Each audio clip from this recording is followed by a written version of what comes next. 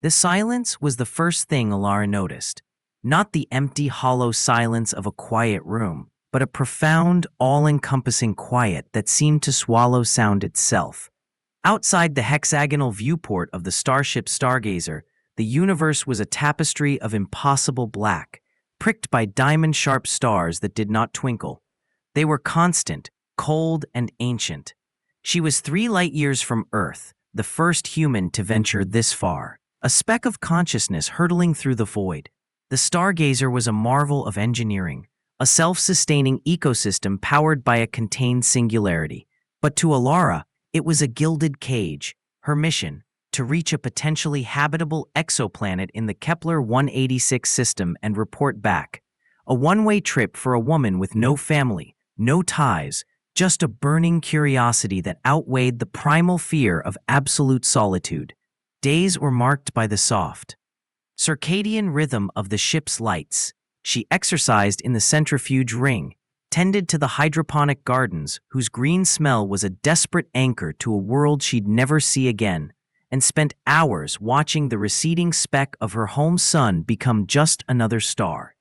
Her only companion was ALEX, the ship's AI. Its voice was calm, gender-neutral, and endlessly patient. Elara, your vital signs indicate elevated cortisol. Would you like to engage in a meditation simulation? Not now, ALEX. Just tell me a story, something about rain. ALEX would comply, weaving sonic landscapes of thunderstorms on Earth, the patter on leaves, the smell of wet asphalt. Elara would close her eyes and almost feel it.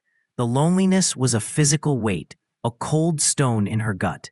She'd known it would be hard, but she hadn't anticipated the stillness. There was no wind, no unexpected noise, no change in the air. It was the opposite of being human. Then, halfway through her journey, something changed.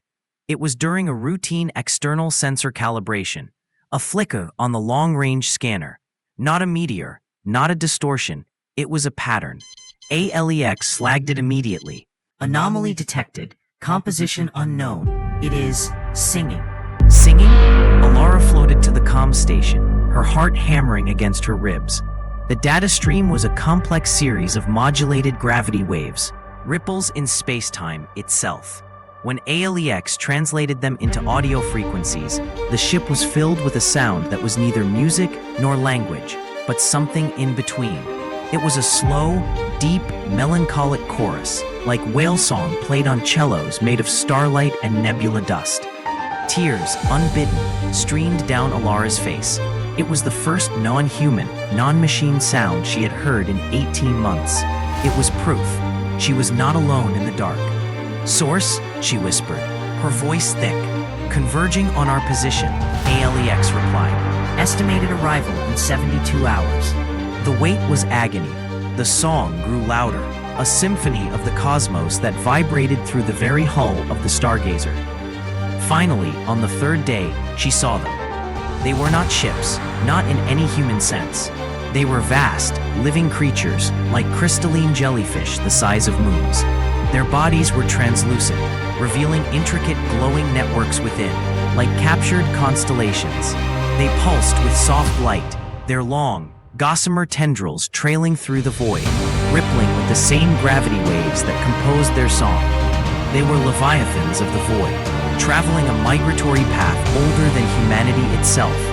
One of them, the largest, drifted so close its form filled the entire viewport. Elara, small and fragile in her metal shell, pressed her hand against the cold composite glass. She felt a profound intelligence, not hostile, not friendly, but aware. It was like staring into the deep ocean or a grand canyon, a sense of immense, timeless scale. The Leviathan responded. A single delicate tendril, glowing with soft blue light, uncurled and gently tapped against the viewport. It wasn't a violent. For days, the pod of Leviathans traveled alongside the Stargazer, their song a constant, comforting presence.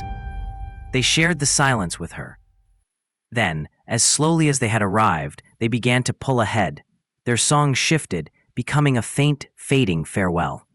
Soon they were gone, their light absorbed by the endless dark. The silence returned, but it was different now. It was no longer empty. It was filled with the memory of the song. Elara turned from the viewport, a new resolve settling in her soul. She was still going to Kepler 186. She would still plant the flag, take the samples, and send the data back. But her mission had fundamentally changed. She wasn't just a colonist or an explorer anymore. She was a witness. She was the first human to learn that the universe was not a cold, dead void waiting to be conquered, but a living, breathing entity, full of voices if one only knew how to listen. Her report to Earth would be simple. The planet was viable, the mission a success.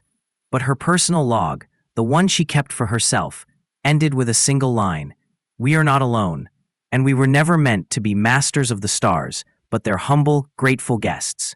The stargazer flew on, a tiny seed of human hope, now carrying within it the echo of an ancient stellar song.